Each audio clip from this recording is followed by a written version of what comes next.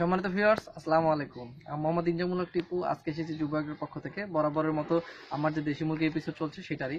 আমি এর আগে আপনাদের দেখিয়েছি যে হচ্ছে কিভাবে একটা দেশি মুরগির ফার্ম আমি স্টার্ট করলাম এবং শুরু থেকে সবকিছু প্রতিদিন বা প্রতিদিনের ভিডিও দিয়েছি। তবে এখানে আমি একটা জিনিস উল্লেখ করি নাই, সেটা হচ্ছে আমার কত টাকা খরচ হলো, কিভাবে স্টার্ট করলাম, কোন জায়গা থেকে কত টাকা দিয়ে একদম টোটাল খরচটা হিসাব করি না।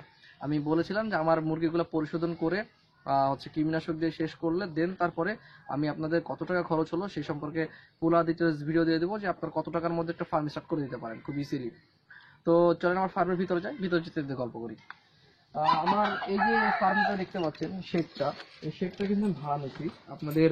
আমি আগেই বলছি যে এই শেডটা ভাড়া নিচ্ছি। এটা হচ্ছে শেডটার ভাড়া নিচ্ছে হচ্ছে 20,000 টাকা 2 বছরের জন্য, 1 বছরের জন্য দুইটা শেড। ওই পাশে একটা বড় শেড আছে, এটা একটা, ওইটা ওই পাশে আরেকটা। তো যেহেতু অবকাঠামোর দিক থেকে মানুষের বিভিন্ন জনের ফার্ম বিভিন্ন রকমের হইতে পারে, এক একজনের খরচ এক এক রকম হইতে পারে। তো আমি এর জন্য আমার ফার্মের হিসাবে অবকাঠামো যে খরচটা মানুষের হচ্ছে খামার তৈরি করার যে খরচটা, সেটা কিন্তু আমি বাদ দিয়ে দিচ্ছি। কারণ এটা বিভিন্ন রকমের বিভিন্ন জনের জন্য বিভিন্ন জায়গার বাঁশ টিন বিভিন্ন রকমের দামের জন্য কেউ খড়ের করতে পারে, বিভিন্ন রকমের করার ফলে এটার অনেকের খরচ অনেক রকম হতে পারে। তো এর জন্য আমি আর এটাকে আমার হচ্ছে মেইন খরচের ভিতরে রাখি নাই। এটা আমি ওই খরচটা বাদ দিয়ে দিছি যে আপনাদের বিভিন্ন জনের বিভিন্ন রকম হইতে পারে। একটা খামার তৈরি করার জন্য, ঘর তৈরি করার নিয়ম নির্মাণটা বিভিন্ন জন বিভিন্ন রকমের করতে পারে। কেউ দালান করতে পারে, কেউ আবার হচ্ছে কাঁচা করতে পারে। আমার যেমন মেঝে হচ্ছে কাঁচা, কিন্তু উপরে বালু দেওয়া আছে দিয়ে আমি উপরে করছি, এটা করতে পারে। অনেকে ভাড়াও নিতে পারে। তো এর জন্য আমি কিন্তু আর ওইভাবে খামারের করতে কতটা খরচ হবে সেটা কিন্তু উল্লেখ করি নাই। আমি জাস্ট শুধু মুরগি কিনতে, ওষুধ কিনতে আর বিভিন্ন রকমের আনুষঙ্গিক বিষয় নিয়ে কত টাকা খরচ হয়েছে সেটার একটা এস্টিমেট দেবো। আপনারা এখানে দেখতে পাচ্ছেন 17 পিস মুরগি আছে। আমার ওই পাশে আরেকটা শেড করছে, যেখানে আমি আবার লোকাল এলাকা থেকে মুরগি নিয়ে এসে ওগুলাকে পরিশোধন করে তারপর এখানে নিয়ে আসবো। তো আমি এই 17 পিস মুরগি শুরু করারই আজকে এস্টিমেট দেবো। আবার নতুন যে মুরগিগুলো নিয়ে আসছে সেগুলোকে পরবর্তীতে ভিডিওতে বলে দেবো। আসলে মেইনলি 20 পিস মুরগি দিয়ে আপনার এখানে খামার স্টার্ট করতে পারেন, পরবর্তীতে আস্তে আস্তে মুরগি হলে সেগুলো আপনি ইয়ে করতে পারেন। তো আমি আজকে 17 পিসের হিসাব দেবো আমি কি কি করছি। ফার্স্টে আমি 17 পিস মুরগি কিনছি। মুরগিগুলার দাম হচ্ছে 17 পিস মুরগির দাম 4,500 টাকা। 17 পিস মুরগি 15 কেজি ওয়েট হয়েছে, বডি ওয়েট, এবং এটা 300 টাকা কেজি হিসাবে আমি কিনছি। আমি একদম ক্লিয়ার কাট কথা বলবো, যা যা করছি না করছি সব বিষয় নিয়ে। তো এই মুরগিগুলোর দাম আসছে 4500 টাকা। আমি লোকাল এলাকা থেকে বাড়ি বাড়ি গিয়ে মুরগি কিনেছি। দেন তারপরে আবার এলাকা মানে এক জায়গাতে করে এগুলাকে একটা পরিশোধন পর্যায়ে পার করে দেন আমি ওই পাশে আরেকটা সেট করে ওখানে আবার নতুন এলাকা থেকে মুরগি নিয়ে আসছি। ওগুলো পরিশোধন হইলে তারপরে মেন সেটে নিয়ে আসবো। ওখানে আরো কিছু মুরগি আছে, আপনারা দেখছেন। ওই মুরগিগুলো আমি আস্তে আস্তে প্রতিদিনই কিছু না কিছু মুরগি কেনার চেষ্টা করতেছি। এখন শীতকালের জন্য মুরগি কিনতে পারতেছি না, তো মুরগিগুলো কিনতে হচ্ছে 4500 টাকায়। আমি এখানে একটা হিসাব তৈরি করছি আমার কত টাকা খরচ হলো। তেমন বেশি একটা খরচ হয় নাই। তারপরে হচ্ছে আপনার ওষুধ খরচ হচ্ছে 1250 টাকা। আমি ওষুধ নিয়ে একটা ডিটেলস ভিডিও দিয়ে দিয়েছি, আপনারা এখানে দেখতে পাচ্ছেন যে ওষুধের এভরি ডিটেলস, কখন কোন ওষুধ দিতে হয়, কোন ওষুধের কত দাম, এবং কখন কোন ওষুধ কিসের জন্য, কিভাবে ইউজ করতে হয়, সব বিষয় নিয়ে আলোচনা করা আছে ওই ভিডিওর মধ্যেখানে। এবং কত টাকা খরচ হলো, এই যে 1250 টাকা কিভাবে আসলো সেটা আমি ওই ভিডিওর মধ্যে বলে দিছি। এবং এখানে ওই ভিডিওটা কাইন্ডলি দেখে নেবেন, তাহলে আপনি কত টাকার ওষুধ কিভাবে নিয়ে শুরু করবেন সেটা ওই ভিডিওতে বলা আছে। আপনারা এই ভিডিওটা একটু দেখে নেন, ওই ভিডিওটা একটু দেখে নেন। তো ওষুধ লাগছে 1250 টাকার। আর ফিড, আমি ফিড খাওয়াচ্ছি আপাতত ফিড খাওয়াচ্ছি। অন্যান্য যে খাবার তৈরি করে আমরা মুরগিকে খাওয়াই সেটা কিন্তু এখন শুরু করি নাই, তবে করবো কিছুদিন পর থেকে। আমি একটা খাবার তৈরি করবো, খাবার কিভাবে তৈরি করলাম সেটা আপনাদের দেখাবো। ওই খাবারটা আমি মুরগিকে খাওয়াবো ইনশাল্লাহ। তো এখন আপাতত লেয়ার 1 ফিড খাওয়াচ্ছি। লেয়ার ফিড এক বস্তার দাম নিচ্ছে হচ্ছে 1700 টাকা। এই তেমন একটা খরচ, তার চেয়ে বেশি খরচ আমার হয় নাই। এই পর্যন্ত হইলে আপনি একটা খামার স্টার্ট করে দিতে পারবেন। তো এই পর্যন্ত আমার খরচ আসছে হচ্ছে 7450 টাকা। এখানে কিছু কম হইতে পারে, কিছু বেশি হইতে পারে। সকলের ক্ষেত্রে একটু বেশি মুরগি কিনলে একটু বেশি হবে, একটু কম হলে কম হবে। তো এই গেছে আমার ফার্স্ট স্টেপের মুরগির খরচ। দেন তারপরে আমি নতুন যে মুরগিগুলো নিয়ে আসছি, মুরগিগুলোর দাম এখন আমি অ্যাড করি নাই, ওইটা আমি পরবর্তীতে আপনারা বলে দেবো। ওই মুরগিগুলা বাদ দিয়ে এই মুরগিগুলোর সাথেই আমি জাস্ট শুধু আনুষঙ্গিক আর কিছু খরচের কথা বলে দেবো। আপনি মানে 8,000 টাকা 7,500 টাকা হইলে কিন্তু এই মুরগির এই সমান মুরগির একটা জায়গা মানে মুরগি স্টার্ট করে দিতে পারবেন। সেক্ষেত্রে আপনার এই বাল্ব টাল্ব কাঠ খাম এগুলোর এইসব বাদ, আমি এগুলো বাদ দিয়ে দিছি। কারণ এগুলো প্রত্যেকের খরচ হবে, বিভিন্ন জনের বিভিন্ন রকমের খরচ হবে। তো এটার জন্য বিদ্যুৎ বিল এগুলো আমি এখন উল্লেখ করি, পরবর্তীতে মাসে আমি বিদ্যুৎ বিল উল্লেখ করে সবকিছু করে দিব। তো তারপরে আপনার ওই যে মুরগিগুলো নিয়ে আসছে ওই মুরগিগুলো আসলে এগুলো তো ফিট খাওয়াইলাম, কিন্তু ওই মুরগিগুলো তো লোকাল এলাকা থেকে নিয়ে আসা হয়েছে, ওইগুলোর কি অবস্থা আমি সঠিক জানি না, ওরা কি খাইতে অভ্যস্ত। তো এর জন্য আমি কিছু গম আর ভুট্টা কিনছি, গম কিনছি 15 কেজি, ভুট্টা কিনছি 15 কেজি। ভুট্টাগুলো ভাঙ্গাইছি আর বাড়ির কিছু মুরগির খাবারের জন্য কিছু ভুট্টা ছিল, সেগুলো মিলাই মোট 1000 টাকা আমার খরচ হয়েছে, ওইটা আলাদা। আর ইনকিউবেটর প্রয়োজন পড়বে আপনার ডিম ফোটানোর জন্য। আপনি দেশি মুরগিতেও ফুটাইতে পারেন, তবে ইনকিউবেটর প্রয়োজন পড়তে পারে। আমি যদি নিজে ইনকিউবেটর বানাই, আমার স্বল্প খরচে একটা ইনকিউবেটর সিস্টেম আছে, আমি তেমন একটা বড় সড়ো ইনকিউবেটর তৈরি করবো না, কিংবা আমার কিনবো না। আমার নিজস্ব একটা ইনকিউবেটর তৈরি আছে, যেটা আমি অনেকে দিয়েও থাকি, বিক্রি করে থাকি। এটা হচ্ছে আমার 3500 টাকার ইনকিউবেটর, একটা ফুল সেট ইনকিউবেটর 3500, এবং তার সাথে যে একটা আর্দ্রতা এইচটিসি মেশিন আছে 750 টাকা। এটার ভিতরে আপনার হয়ে যায়, আমি ওইটাই সেট আপ দেবো, এবং আমার আরো দুই কোয়ালিটির ইনকিউবেটর আছে, সেটা আমি সেট আপ দেবো, খুব স্বল্প খরচের ভিতরে করার চেষ্টা করবো। আমি ওই ইনকিউবেটরের দামের জন্য উল্লেখ করি না, যেহেতু আমার নিজস্বই এটা প্রোডাকশন, আমি নিজেই ইয়ে করবো, এই জন্য ওটার দাম উল্লেখ করি নাই। এবং বালু লাগছে 1000 টাকা লিটার দেওয়ার জন্য বালু লাগছে। বালু এখন অর্ধেক থেকেই গেছে আমার, এখানে কিছু ইউজ করছে, ওই পাশে সেটা কিছু ইউজ করছে, এখন অর্ধেক বালু থেকে গেছে।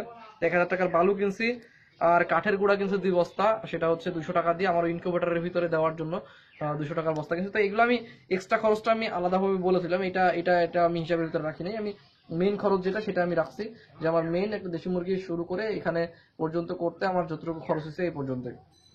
তো আজকে এই পর্যন্তই। আমি আমার যে ফার্মের কত টাকা খরচ হলো সে সম্পর্কে বললাম, আর আপনাদের কিছু কমেন্ট, আপনারা যারা আমাকে কমেন্ট করেন বিভিন্ন সময় বিভিন্ন রকমের প্রশ্ন জানতে চান, তাদের কমেন্টের কিন্তু অ্যান্সার দিয়ে দিব। আপনারা সেই কমেন্ট অ্যান্সারগুলো দেখে নেবেন, এবং পাশাপাশি আপনারা আমাকে কমেন্ট করে জানাবেন কেমন হলো, কি করলাম। আমার প্রতি যদি আপনাদের কোনো কিছু জানানোর থাকে, কিছু যদি বলা থাকে, অবশ্যই জানাবেন। কোনো পরামর্শ থাকলে পরামর্শ দিবেন। তো সে পর্যন্ত ভালো থাকবেন, ধন্যবাদ, আসসালামু আলাইকুম। তো ভিউয়ার্স, আজকের দিনে আপনাদের আমি একজন সফল উদ্যোক্তা, পাশাপাশি হচ্ছে একজন হাঁস খামারি বলা চলে ওনাকে, এবং হাঁস নিয়ে তার অনেক ব্যাপক এক্সপিরিয়েন্স দেখলাম। উনি আসছিল আমার কাছে একটা ইনকিউবেটর নিতে, স্বল্প খরচে, যে আমার 3500 টাকার ইনকিউবেটর আছে সেটা নিতে আসছিল। আর সময় তার সাথে গল্প করতে করতে গল্পে অনেক কথা উঠে আসলো। তো মনে হলো যে আপনাদের সাথে সকলের সাথে তার পার্সোনাল এক্সপিরিয়েন্স গুলো শেয়ার করা উচিত, কারণ তার যে অভিজ্ঞতার সম্পন্ন যে তার একটা আইকিউ, সেটা যদি আপনাদের সাথে শেয়ার করা যায়, আশা করা যায় অনেকেরই হেল্প হবে। আমি অনেকক্ষণ তার সাথে গল্প করলাম, প্রায় আধা ঘন্টার মতো গল্প করছি। উনি হাঁস পালন করে, পাশাপাশি এখন তিনি দেশি মুরগি করতে যাচ্ছেন। তাছাড়াও তার হচ্ছে একটা পোল্ট্রি ফিডের বিজনেস আছে। তো তার মুখ থেকেই শুনবো। ভাই, আপনার নামটা সকলের উদ্দেশ্যে বলেন। আসসালামু আলাইকুম, আমার নাম মোহাম্মদ জাকারিয়া। আপনার বাসাটা? আমার বাসা হচ্ছে চাঁপাইনবাবগঞ্জ জেলা রহনপুর। আচ্ছা, যে এখানে আসছেন আপনি আমার কাছ থেকে ইনকিউবেটর নিতে, তো তারপর আপনার ইনকিউবেটর নেওয়ার উদ্দেশ্যটা কি সেটা বলেন আগে। না, আসলে ইনকিউবেটর নেওয়ার উদ্দেশ্য হচ্ছে এটা যে আমি অনলাইনে আপনার ভিডিওগুলো দেখছি। আচ্ছা, ভিডিওগুলো দেখে ইন্সপায়ার হয়েছে এভাবে যে না, এটাতে ফার্স্টে যেটা সেটা হচ্ছে বাচ্চা উঠানো যায়। আর আপনার হ্যাচিং আপনার 100% রেজাল্ট দেখছি আমি। 100% বলতে পারবো না। সেই জন্য আমি আপনার ইনকিউবেটরের জন্য ইন্সপায়ার হয়েছি। প্লাস আমার যেটা থিম আর কি, যে হাঁস মুরগি এর পিছনে সময় ব্যয় করলে বা সে বিশেষ করলে কিছু করা সম্ভব। আর যেহেতু আমি নিজেও যেহেতু ফিডের ডিলার, আমি যেহেতু ফিড যেহেতু সংগ্রহ বিষয় যেহেতু আছি, সেদিক থেকে আপনার দেখা গেছে যে হাঁসের যে ব্যাপারটা, এখন এদিকে আমি অনেক জায়গাতে দেখলাম যে না তারা করছে, একজন ভাবে করছে। আমি ভাবলাম যে যদি একটু ভিন্ন ভাবে কিছু করা যায়। আমি হাঁস কিন্তু পানিতে ছেড়ে পারি না। তাইলে পানি ছেড়ে পারি না বলতে এটা আবার ভুল হবে, সেটা হচ্ছে আমি শুধু একবেলা পানিতে ছাড়ি। আচ্ছা, কখন সেটা? সেটা দেখা গেছে হয়তো দুপুর টাইমটা। আচ্ছা, ওখানে ছাড়ি, দেখা গেছে গোসল টোসল করে আসো বা একটু খেলাধুলা করার পর আর ফিরে আসো। আপনি কত পিস হাঁস আছে? এখন আমার ওখানে আছে প্রায় 200 পিস মতো ছিল, নরগুলো সব বিক্রি করে দিচ্ছি। এখন দেখা গেছে মোটামুটি 150 পিস মতো হবে। ডিম কত পিস করে পাচ্ছেন? নতুন রানিং এগুলো? হ্যাঁ, রানিং এখন আপনার আমার ডিম মোটামুটি হয়তো কত হবে, 15 থেকে 20 দিন হবে ডিম স্টার্ট হয়েছে আমার। তাতে দেখা গেছে ডিমের পার্সেন্টেজটা বাড়ছে। আচ্ছা, এখন অব্দি যারা আছে কত 65টা বা 70 এরকম আসতেছে। আশা করা যাচ্ছে সামনে তো 15 থেকে 20 দিনের মধ্যে ভালো একটা পার্সেন্টেজ হয়তো পৌঁছে যাবে। হাঁস তো অনেকে ভয় পাচ্ছে, আমিও নিজেও ভয় পাচ্ছি হাঁস করতে, যে অনেক সময় দেখি যে ডাক প্লেগ, ডাক কলেরা, এগুলো অনেক কিছু দেখা যায়। আপনি কি কি কি টিকা দেন? না, আমি ডাক প্লেগ দিছি, ডাক কলেরা সেবা দেওয়া হয় না, কিন্তু ভ্যাকসিনের যে ব্যাপারটা সেটা হচ্ছে কি, এটা প্রথম আগে। কারণ ভ্যাকসিনটা যদি ঠিকভাবে না দেওয়া হয়, মানে ডাক প্লেগ এতটাই ভয়াবহ একটা অসুখ আছে যে আপনার এটা একবার দেখা দিলে আপনার খামার পরে সামনে যেতে পারে। আচ্ছা, আপনার যেটা পার্সোনাল এক্সপেরিয়েন্স শুনলাম যে আপনার একসময় একটা ডাক প্লেগ অ্যাটাক দিছিল, আপনার ডাক প্লেগ ভ্যাকসিনের থেকে শুনছিলাম। না, এটা খুব একটা মর্মান্তিক ব্যাপার আমার, যে আসলে কি যে আপনার আমার ডাক প্লেগ দেখা দিছিল। কারণ ডাক প্লেগ দেখা দিছিল এই কারণে, যেমন ভ্যাকসিনটা করার ঠিক মাফিক ভাবে তো হয়নি বা ভুল ছিল বা ভ্যাকসিনটা নষ্ট ছিল। এখন ওই মাপে আমি ভ্যাকসিনটা করে ফেলছি। এখন করে ফেলার আমি সম্ভবত যতটুকু জানি যে ভ্যাকসিন করার 4 দিন পর ভ্যাকসিনটা রান করে, মানে তার কার্যকারিতা শুরু করে। কিন্তু তার 2 দিন পর আমি দেখতেছি যে আমার পুরা খামারে মানে গত সেরে ডাক পেলে মানে সব পুরো দেখা যাচ্ছে ঘাড় উল্টে একদম পড়ে যাচ্ছে, বা মানে মৃত্যুর এমন ভাবে বলছে যে এটা একদম মায়ের আমার মতো না। আমি তো ভয় পেয়ে গেলাম, ভ্যাকসিন করলাম, আমি ডাক পেলে গেল, তো জবাব ডাক পেলে হয়ে গেল, এটা কেমন কথা। তখন দেখা গেছে প্রাণী দপ্তর বা আপনাদের কি যা আছে বা ডাক্তার সবার সাথে মানে দেউলিয়া মানে একটা মরিয়া যাওয়ার মতন অবস্থা, গত মুহূর্তে কি করবো। তো এক বড় ভাই আমাকে বললো যে দেখো এটার একটাই চিকিৎসা আছে, তো অ্যান্টিবায়োটিক দিয়ে হয়তো কিছু মতো রক্ষা করা যায়, কিন্তু যেহেতু অনেকগুলো তুমি একটা কাজ করতে পারো, ভ্যাকসিন তুমি আবার ডবল ডোজ দিতে পারো। ডবল ডোজ বলতে গেলে ডবল ডোজ বলতে বোঝাচ্ছে এটা যে তুমি 1 ml করে দিছো, তুমি এটা 2 ml করে দিবা আবার নতুন করে। হ্যাঁ নতুন করে, কিন্তু তুমি যেখান থেকে ভ্যাকসিনটা নিয়েছিলে প্রথমে ওখান থেকে ভ্যাকসিনটা নিবা না, ভ্যাকসিনটা তোমাকে নিতে হবে অন্য কোনো জায়গা থেকে নাও তুমি। এটা রিস্কটা কেমন ছিল? এটা রিস্কটা এভাবে বললো যে তোমাকে এটা ধরতে হবে তুমি কতগুলো এমনি মরছে তুমি নিজে হাতে ধরে মেরে ফেলবা, এই সিস্টেমে। এই ভ্যাকসিনটা করার পর হয় কতগুলো বেঁচে যাবে নয় মারা যাবে। আপনি কি সিস্টেমে ভ্যাকসিনটা দিয়েছিলেন? আমি রানে দিছি। মানে কতগুলো মুরগি বতক দিয়েছিলেন? সবগুলোকে না, আমি সবগুলোকে ফার্স্ট স্টেপ ওভাবে দিইনি, আমি হাতে গুনে দেখা গেছে 20 টাকা দিছিলাম। 20টার ভিতর দেখা গেছে আপনার একটা আউট, একটা মারা গেছে। আর পর্যবেক্ষণ মানে 2 স্টেজ ছিল, দুরকম বসে ছিল। তো তার ভিতর যে মানে 10টা একটা মানে মানে সিস্টেম ছিল এক বছর, আর 10টা ধরেন 1 বছর ছিল। যে ছোট যে ছিল আপনার আর কি মানে কম বয়সীদেরকে কত পিস ছিল? এটার ভিতর একটা মারা গেছে। মোট আপনার আমার অ্যাটাক করছিল মোটামুটি 50-60টা মতো। এইটুক ছিল অ্যাটাক করে ছিল, আমার সেটা ছিল আপনার 90টা মতো ছিল। তার ভিতরে ওইগুলো সব আগে মারা গেছে। হ্যাঁ, তারপরে এটি দেখা গেছে আপনার 20টা মতো থাকলো, মানে 19টা মতো। আর ওগুলোকে তখন দেখা গেছে আমি একটু অ্যান্টিবায়োটিক ইউজ করছিলাম ভাই, নারামেশিন বা একটা সাথে, মানে আমি 2-3 অ্যান্টিবায়োটিক একসাথে অ্যাড করে দিয়েছিলাম সব গোলায় গোলায়। হ্যাঁ, বিভ্রান্তিতে পড়ে গেছে যে কি করা যায়। আর এটাও বলছে যে ওষুধগুলো খাচ্ছে কিনা ঠিক মতো। কারণ দেখা গেছে আমি নিজে মুখটা ফাড়ায় ফাড়ে ডপার দিয়ে খাওয়াই দিতাম। ডপার দিয়ে খাইয়ে দেওয়ার পর দেখা গেছে যে কিছুক্ষণ পর মানে একটু অন্যরকম ভাব। এটা দেখে একটা জিনিস কিন্তু করছে, ওইটা কিন্তু খালি পেটে মানে অ্যান্টিবায়োটিক কিন্তু দেওয়া যাবে না। অ্যান্টিবায়োটিক খালি পেটে দিলে দেখা যাচ্ছে কিছুক্ষণ পর সে মারা যাবে। এতে দেখলাম অনেকগুলো দেখা যাচ্ছে রিকভার করলো। আর এই ভ্যাকসিনটা করাতে এভাবে ওগুলো দেখা যাচ্ছে একদম বকে হয়ে গেছে। তাতে আমি যেটা বুঝলাম যে এরকম যদি হয় তাহলে দেখা গেছে ডবল পুশ করলে করা যায়, কিন্তু রিস্ক নিতে হবে, হাই রিস্ক। হ্যাঁ, তো হয় বাঁচবে না চলে যাবে। এখন আপনার হাঁস কতগুলো আছে? এখন আমার হাঁস মোটে 150 মতো আছে, শুধু ডিমের জন্য রাখছি এটি আর কি। যেগুলোতে আপনি এখন বাচ্চা পড়াশোনা করবেন, করে দেওয়া আবার বাড়াবেন। হ্যাঁ হ্যাঁ। আর দেশি মুরগি যে সেট করছেন সেটা বলেন। দেশি মুরগি আমার একটা 3 তলা সেট করছি আমি। 3 তলা বলতে গেলে মানে স্কোয়ার পারি।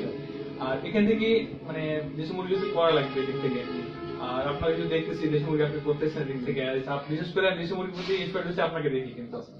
আর কালেকশন আমার দেশি মুরগি মোটামুটি ধরে 20টা মতো কালেকশন হয়েছে লোকাল এলাকা থেকে। হ্যাঁ হ্যাঁ, ওখান থেকে আছে। প্লাস দেখা গেছে 2টা মুরগি পুষে ছিল, ওগুলো বাচ্চা দেখে মোটামুটি কম বেশ 12টা 24টা মতো বাচ্চা আছে। ওগুলো দেখা আপনি তো দেখা যাচ্ছে আমার চেয়ে আগায় আছেন। না ভ্যাকসিন করছি, এখন আগাইছি আর করি, এখন দেখা যাক। বিষয় হলো আমি এই মাসটাই ভাইকে আমি নিজে বললাম যে ভাই যেহেতু আমি প্রজেক্ট শুরু করে দিচ্ছি আপনাদের দেখানোর উদ্দেশ্যে, তো এর জন্য আমাকে হচ্ছে মুরগি কিনাই লাগতেছে। তারপর আমি ভাইকে বললাম যে ভাই আপনি এই মাসটাই, শীতের মাসটা জানুয়ারি মাসটা মুরগি কিনেন না, পরবর্তী মাস থেকে মুরগি কিনেন, কারণ এখন খুবই প্রবলেম হচ্ছে রানীক্ষেত আশেপাশে। আপনাদের উদ্দেশ্যে আমাকে কেনাই লাগতেছে দেখানো। যদি রানীক্ষেতও পেয়ে যায় তাও একটা ভালো বিষয় কি, যে আমি যদি কোনো রানীক্ষেতলা মুরগি পাই আপনাদেরকে দেখাতে পারবো যে রানীক্ষেতের রোগটা কিভাবে প্রতিরোধ করতে হয়, কি কি বৈশিষ্ট্য, কি কি লক্ষণ, আমি সেই উদ্দেশ্যে দেখানোর চেষ্টা করতেছি। ও রানীক্ষেতের ব্যাপারে একটু বলা যায়, সেটা হচ্ছে রানীক্ষেত কিন্তু আমার মুরগি মানে বাইরে যায় হয়েছিল, তো এরকম আমি একটা অ্যান্টিবায়োটিক ইউজ করছিলাম। কি অ্যান্টিবায়োটিক? রেনামক্স। রেনামক্স। আচ্ছা, রেনামক্স অ্যান্টিবায়োটিক ইউজ করে কিন্তু রেজাল্ট কিন্তু আমি পাইছি। রেনামক্স মানে মক্সাসিলিন। হ্যাঁ, তো এটার সাথে দেখা গেল তো লিভারট্রিক্স অ্যাড করে দিয়েছিলাম সেটুকুই।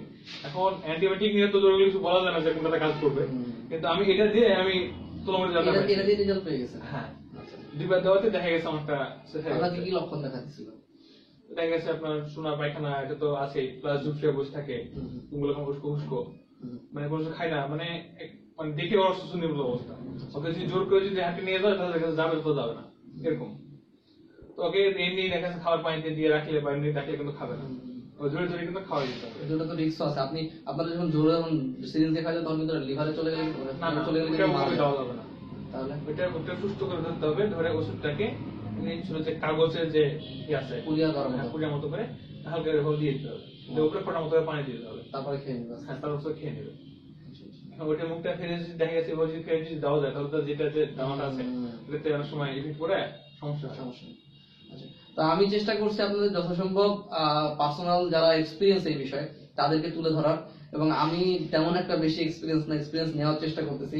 ভাইয়ের কাছে আমার একটা আন্তরিক রিকোয়েস্ট থাকবে যে ভাই আপনি যা যা করতেছেন, মানে এরপরে যা যা করবেন, কোথায় কোনো প্রবলেম হলে অবশ্যই আমাকে জানাবেন। আমার প্রয়োজনে আপনাকে আমি ফোন দেবো। সেটা তো অবশ্যই। এবং আপনারা যারা এই সম্পর্কে জানেন অনেক অভিজ্ঞ, যেমন আমি বারবার গতকালকের ভিডিওতে একটা কথা বললাম, সেটা হচ্ছে রংপুরের এক বড় ভাই নাইম ভাই, উনি অনেক হেল্প করতেছেন, উনি অনেক অভিজ্ঞ এই বিষয় নিয়ে এইরকম আগেও করছেন। তো আপনারা যারা জানেন তারা অবশ্যই আমাকে জানাবেন, কারণ আমার অনেক প্রয়োজন জানাটা। কারণ আমি যদি না জানি নতুন নতুন বিষয় সম্পর্কে, তাহলে আপনাদের সম্পর্কে জানাতে পারবো না যারা জানেন না। তবে আমার যতটুকু জানার এক্সপিরিয়েন্স আছে ততটুকু আমি আপনাদের শেয়ার করতেছি।